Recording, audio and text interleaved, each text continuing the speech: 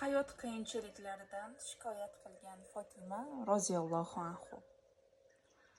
Ali roziyallohu anhudan rivoyat qilingan hadisda Fotima roziyallohu anhu Muhammad sollallohu alayhi vasallamning oldilariga qullar o'lja o'laroq kelganini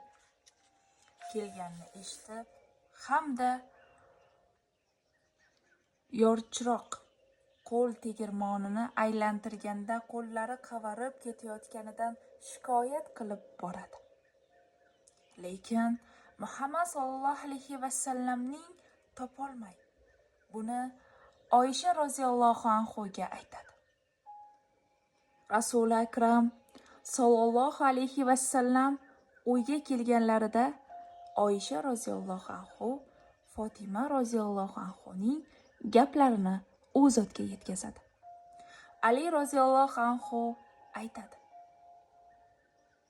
Muhammad sollallohu alayhi vasallam uxlash uchun yotganimizda, ya'ni oldimizga keldilar.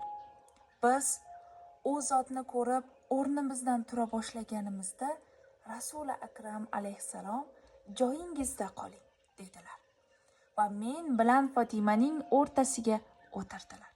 Men hatto u zotning oyoqlarini his qildim.